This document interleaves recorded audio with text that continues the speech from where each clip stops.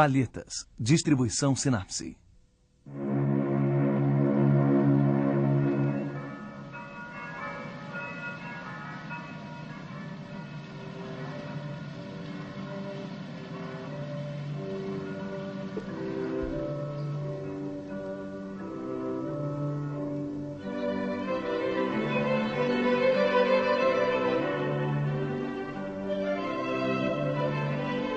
Um quadro em julgamento.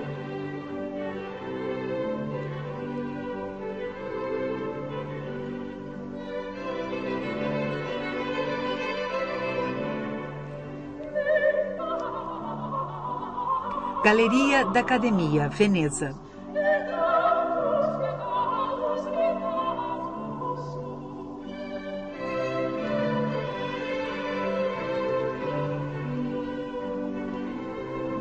A Ceia na Casa de Levi, 1573.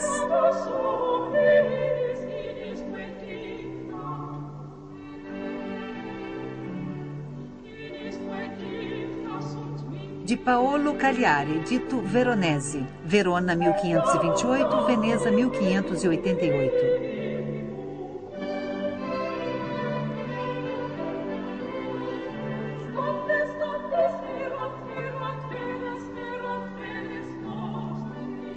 A Ceia na Casa de Levi, que ocupa uma parede inteira da Galeria da Academia em Veneza, foi pintada por Veronese entre 1571 e 1573. Quadro de grande tamanho, medindo 13,10 metros por 5,55 metros, muito equilibrado, obedece a normas de composição clássica em sua estrutura. Todos os personagens estão reunidos no terço inferior de um retângulo de comprimento incomum.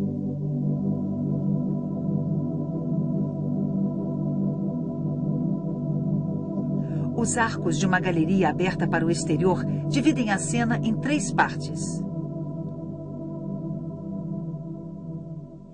Os capitéis, as colunas, os edifícios são inspirados em Andrea Palladio, o arquiteto que na época remodelava Veneza inspirando-se na antiguidade. As escadas, com balaustrada, intensificam a simetria e acentuam o efeito da perspectiva.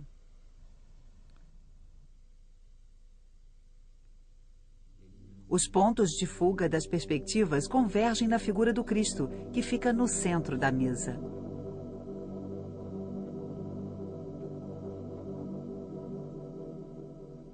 Cristo é ladeado por São João, São Pedro e outros apóstolos. Em frente a eles, Judas e Levi ocupam posições simétricas em relação ao centro da mesa. Sob a arcada da esquerda, vários apóstolos estão rodeados por um grupo de serviçais, que servem vinho, passam pratos ou trazem as travessas à mesa.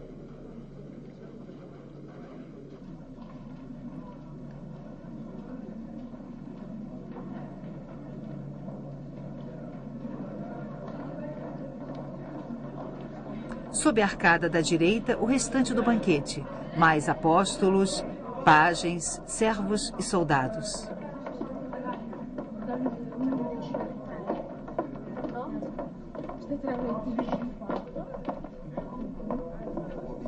Entre as cenas principais, em frente às colunas, 2 personagens importantes. À direita, o chefe de mesa ou o cozinheiro em traje matizado. À esquerda, um personagem em traje verde, talvez um autorretrato de Veronese.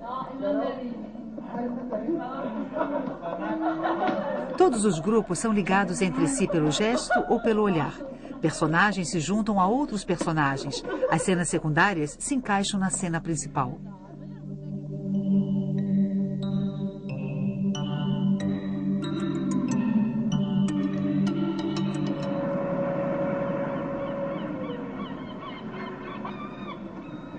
Apesar da profusão de personagens, toda a composição mostra que se trata da última ceia, a última refeição de Cristo com seus discípulos, um dos episódios do Novo Testamento mais representados pelos pintores.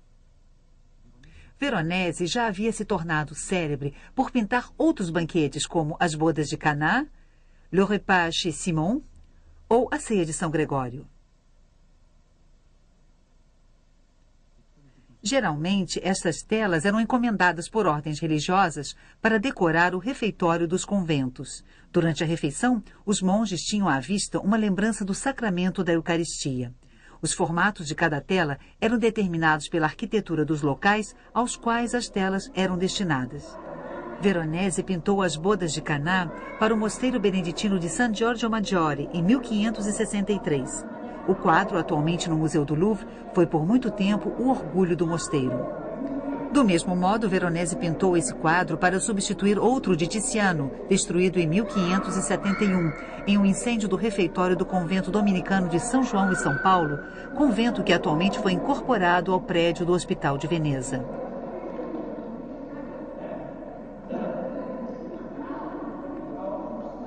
Segundo a história, os soldados abrigados pelo convento, talvez durante uma farra, teriam ateado fogo ao refeitório, que foi completamente destruído.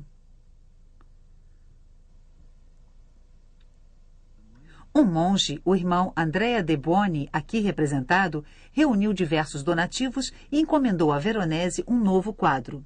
A quantia era modesta, apenas o preço de um retrato, mas o pintor aceitou. As ceias evangélicas obedeciam até então a um modelo muito sóbrio, que havia sido codificado por Leonardo da Vinci em Milão. O momento escolhido foi aquele no qual Cristo declara: "Um de vós me trairá." Muitos apóstolos exprimem seu espanto. O próprio Judas recua.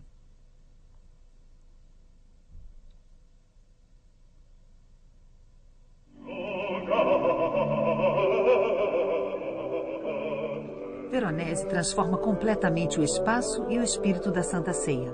Dos 15 personagens principais, ele passa a 50.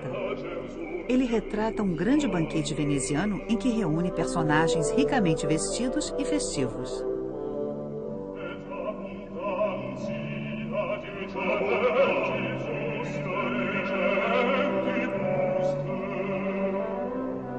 Ele conclui o quadro e o entrega ao convento dos dominicanos em 20 de abril de 1573. 3 meses mais tarde, ele é intimado pelo Tribunal da Inquisição. Convocado pelo Santo Ofício perante o Tribunal Sagrado, o mestre Paolo Cagliari Veronese, que vivia na paróquia de San Samuele, interrogado sobre seu nome e sobrenome, confirmou. Sobre sua profissão, respondeu: "Eu sou pintor e faço figuras." "E o senhor tem conhecimento dos motivos pelos quais foi intimado?" "Não, senhor." "Nem imagina quais sejam essas razões?" "O prior do convento de São João e São Paulo disse que esteve aqui e que vossas ilustríssimas senhorias o haviam incumbido de mandar que eu colocasse no quadro a figura de uma Madalena em vez de um cachorro. Eu respondi que teria o maior prazer em fazer tudo o que fosse necessário em nome de minha honra e da honra do quadro, mas que eu não compreendia o que a figura de Madalena teria a ver com a cena." Nesta Santa Ceia que o senhor pintou para o São João e São Paulo, o que representa aquele personagem que tem sangue saindo pelo nariz? É um servo e um acidente qualquer o fez sangrar pelo nariz. O que nos diz dessas pessoas armadas e vestidas à moda alemã portando alabardas? Será necessário que eu diga cerca de 20 palavras. Pois diga. Nós, pintores, nos apropriamos de uma licença que pertence aos poetas e loucos. E eu pintei esses alabardeiros, um bebendo e outro comendo embaixo de uma escada, prontos, aliás, a dar conta do seu serviço, porque me pareceu conveniente e possível que o senhor da casa, rico e magnífico, segundo o que me disseram, tivesse tais servos. Ele está vestido como um bufão, com um papagaio no braço. Qual a sua intenção ao representá-lo neste quadro? Como um enfeite, como se usa. E quem são esses que se encontram à mesa de Nosso Senhor? Os 12 apóstolos. O que faz São Pedro, que é o primeiro? Ele fatia o cordeiro para passá-lo a outra parte da mesa. E o que está ao lado dele? Segura a travessa para receber o que São Pedro vai lhe dar. E o que faz o que vem a seguir? Ele palita os dentes com um garfinho. Quem são, na verdade, as pessoas que o senhor retratou nesta Santa Ceia? Eu acredito que só o Cristo e seus apóstolos, mas quando me sobra espaço em um quadro, eu o adorno com personagens que me vêm à cabeça.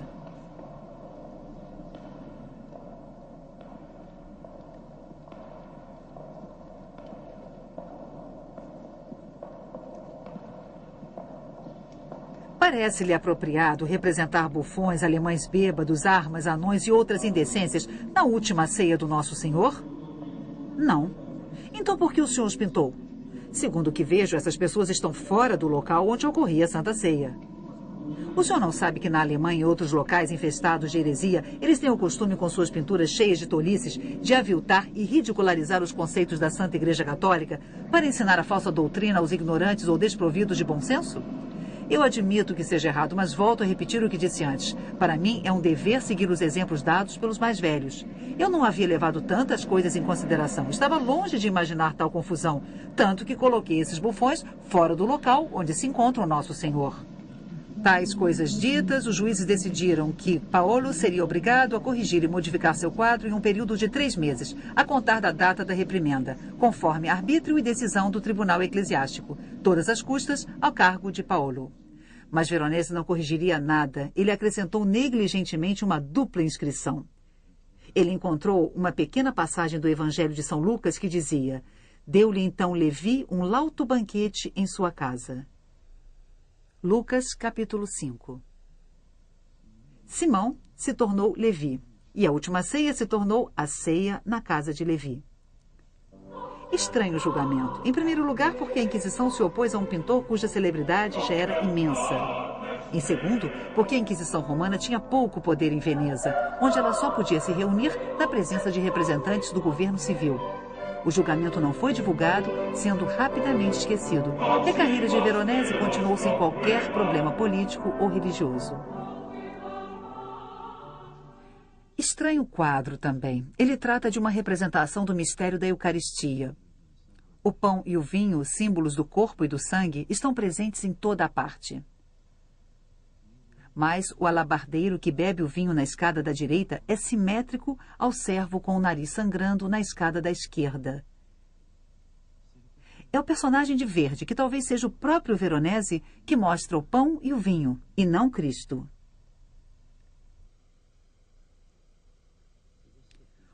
Os pratos colocados acima das cabeças lembram auréolas. E até o papagaio presente em uma cena religiosa em que Veronese pintaria a tradicional pomba do Espírito Santo.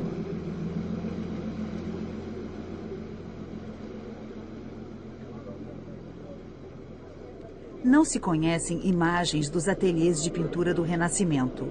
Eles deviam ser repletos de material para pintura e também objetos dos mais diversos utilizados como modelos.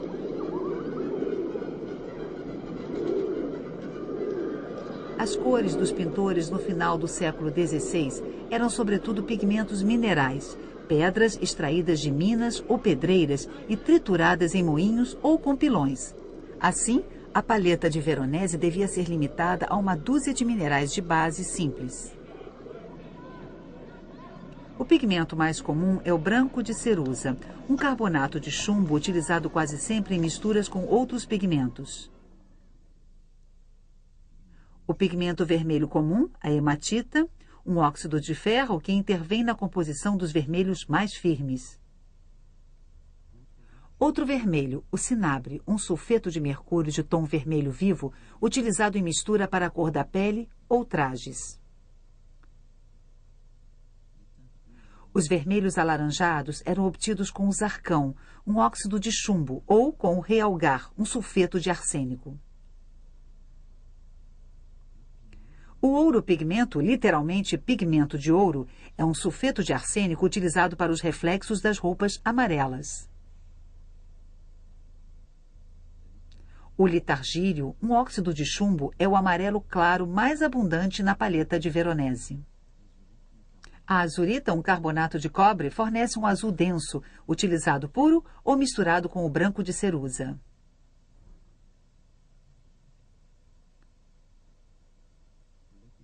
O lápis lazuli, uma pedra preciosa, fornece o azul ultramar. Raríssima na ceia na casa de Levi, um quadro barato. Esta cor extremamente cara existe em grande quantidade em O Casamento Místico de Santa Catarina. A malaquita, um carbonato de cobre, é utilizada por Veronese em forma de um pó composto de vários grãos, mais ou menos finos, para obter diversos tons de verde. Este pigmento é a origem do famoso verde Veronese. Veronese utilizava também diversos pigmentos comuns que ele misturava: laca vermelha, laca violeta, ocre castanho avermelhado e ocre castanho amarelado. Todas as cores, todas as texturas, todos os efeitos de luz eram obtidos pela simples mistura destes pigmentos básicos.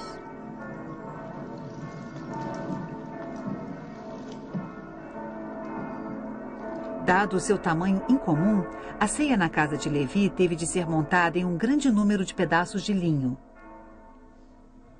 Veronese fazia diversos croquis preliminares. Na maior parte do tempo, eles conduziam a um desenho do posicionamento geral das estruturas e personagens que o pintor retrataria na tela a seguir por um sistema de quadrículos.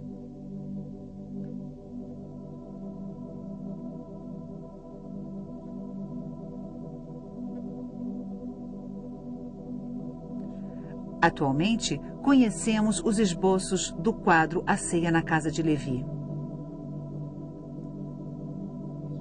Mas embaixo das camadas de tinta, distinguem-se, graças à fotografia em infravermelho, os quadrículos de posicionamento e o desenho.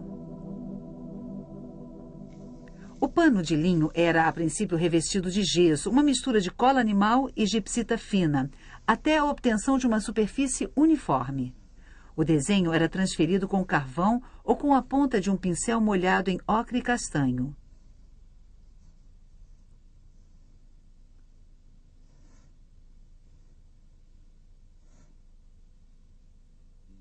As cores eram preparadas com óleo de linhaça.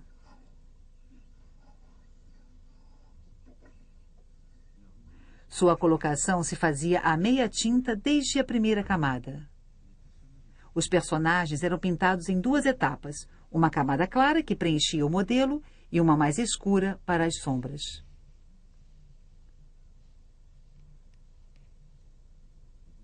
As diversas formas de claro e escuro eram obtidas na variação das proporções entre os pigmentos claros e os escuros. Mas Veronese não utilizava o preto.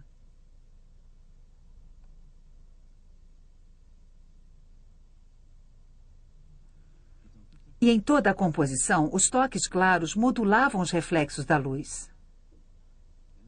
A análise ao raio-x mostra que este personagem, inspirado no busto do imperador romano Vitélio, foi inteiramente posicionado desde as primeiras pinceladas.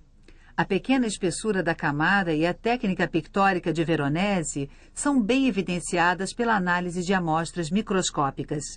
O reflexo no ombro do alabardeiro da esquerda. Leves toques de branco de cerusa sobre o fundo de azurita. Da esquerda para a direita, o preparado branco de gipsita e cola, grãos de azurita misturados com um pouco de laca vermelha e traços de branco de cerusa misturados aos de azurita. No casaco do personagem de verde, da esquerda para a direita, traços castanhos do desenho original, grãos de malaquita verde com alguns traços de azurita e uma leve pincelada de litargírio amarelo. Na camisa de riscas vermelhas do servo negro que sobe a escada. Por cima do preparado de gesso, uma camada de branco de cerusa e uma fina camada de cinabre e laca vermelha, onde podemos distinguir grãos de negro de carbono e azurita. A análise na reflectografia em infravermelho mostra que um personagem que se encontrava na frente de Levi foi coberto. Talvez um pajem eliminado por Veronese a fim de reequilibrar o centro do quadro. Talvez devido à retirada do pajem, a posição da cabeça de Levi foi ligeiramente modificada.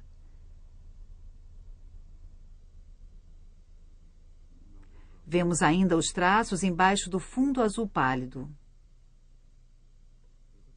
Os arrependimentos são pouquíssimos, alguns retoques em relação à posição dos personagens ou ainda às perspectivas das construções e das colunas. Veronese adora saturar o espaço de personagens e criar grupos de contraste.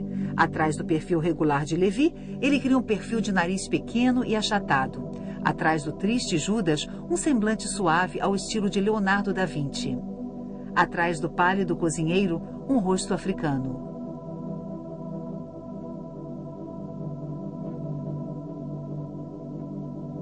O negro atrai o branco como um gato atrai um cachorro. Encontra-se esse sistema de contrastes no tratamento da cor. O céu e as estruturas do fundo são representados com cores frias.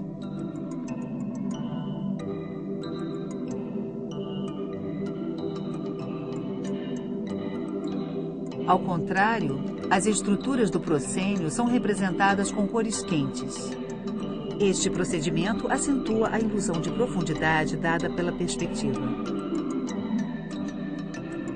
De longe, o quadro aparenta um tom uniforme bastante neutro, pouco contrastado e de uma homogeneidade notável.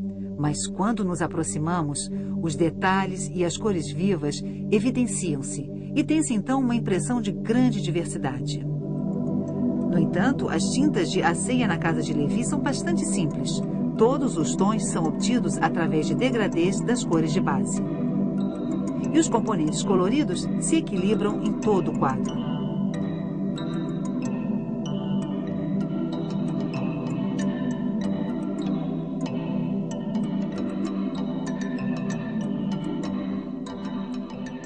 Por exemplo, na área da balaustrada,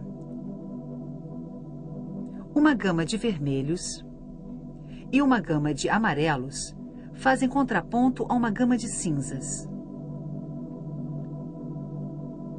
Com pouquíssimas cores de base, foi obtida uma grande variedade de efeitos coloridos. Mas o que torna o sistema cromático de Veronese ainda mais notável é o contraste de cores complementares. Os dois verdes do casaco do personagem principal se opõem exatamente aos dois rosas do negro. Às vezes, o sistema é ainda mais complexo. O azul do traje de São Pedro fica entre o amarelo vivo do personagem em pé e o vermelho de Levi. Contudo, se as duas últimas cores estivessem misturadas, teríamos um laranja, que é complementar do azul. As cores de toda a área central são ligadas entre si e distribuídas de um modo muito rigoroso, a fim de obter a maior luminosidade.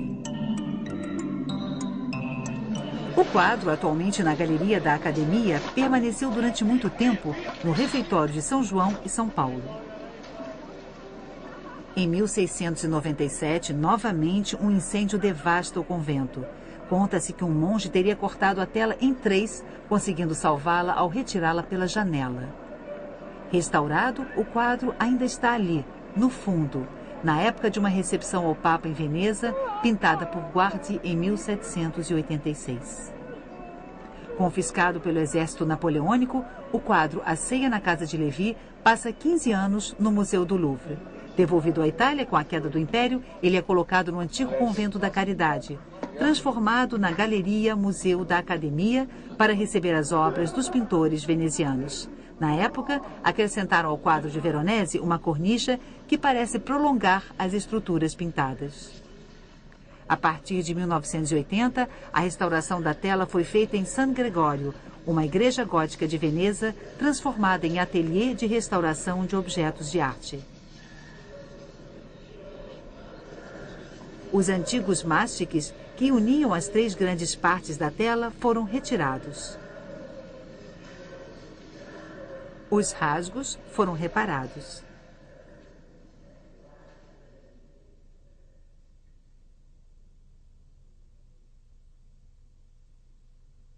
No século XIX, os restauradores acharam por bem repintar áreas inteiras do quadro, transformando completamente as cores e suas relações. O céu, em particular, foi repintado com pigmentos modernos, como o azul da Prússia, e recebeu um tom rosa. Do mesmo modo, os trajes e os rostos dos personagens ganharam tons atuais. A isto, acrescenta-se a oxidação de camadas sucessivas de verniz. As limpezas feitas durante a campanha de restauração permitiram a reconstituição de um céu mais próximo do original.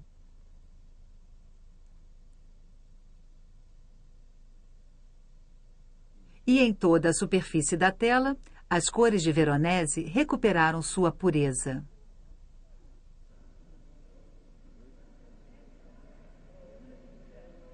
Após tais operações, os 3 painéis foram montados e colados em uma tela de sustentação.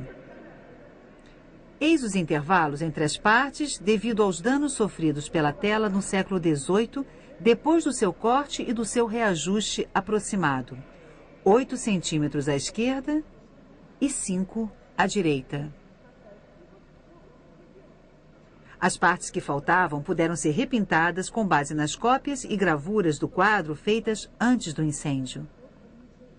Por exemplo, nesta fotografia com pouca luz, nota-se que as duas bordas da tela foram grosseiramente reajustadas e que o braço do cozinheiro foi reduzido.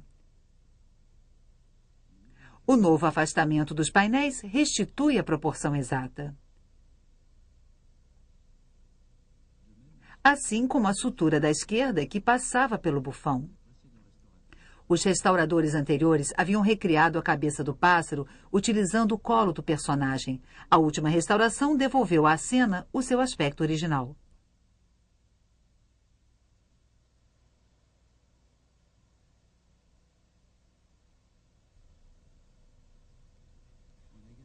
As bordas do quadro também foram recuperadas. Por falta de espaço no museu, tiveram de ser pregueadas próximo à moldura, 9 centímetros à direita e 8 à esquerda.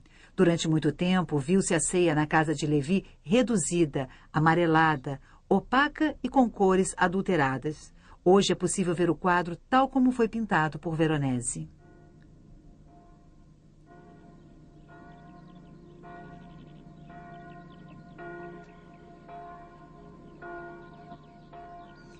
Para o público em geral, Veronese é sobretudo um nome comum.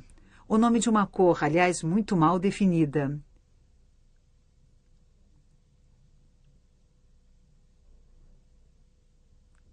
Talvez tenham esquecido a influência decisiva que o pintor exerceu sobre a sensibilidade moderna à cor, através de Tiepolo, Fragonard, Delacroix ou Renoir.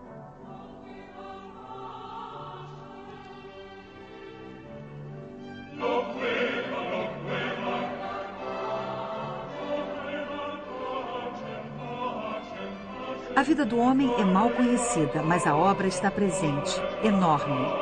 Os afrescos da Vila Barbaro, em Mazères, perto de Treviso, onde Veronese usou o trompe-l'œil e onde criou com 3 séculos de antecedência a pintura impressionista. As pinturas da igreja de San Sebastiano, que o pintor passou a vida a decorar e onde ele está enterrado. As pinturas do Palácio dos Doges, onde ele decorou vários salões em diversas etapas de sua carreira. Enfim, inúmeras telas que os colecionadores europeus disputam a preço de ouro desde o século XVII.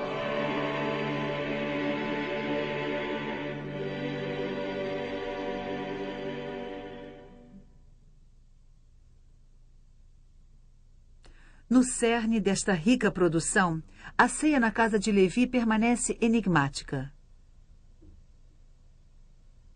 O que Judas está olhando? O que Levi está olhando? Em que pensa São Pedro?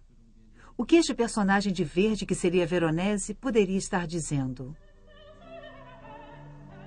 Um reflexo, apesar de tudo, é só um traço de branco sobre um fundo colorido. Quer dizer que toda arte é ilusão, e até uma ilusão da ilusão.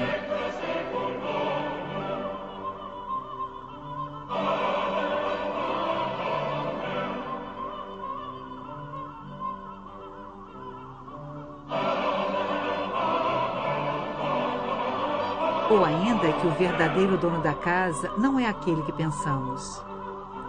No fim do Renascimento, Cristo ocupa o centro do quadro segundo um princípio clássico. Mas aqui ele passa ao último plano, e é o pintor em pessoa que ocupa o primeiro plano da cena.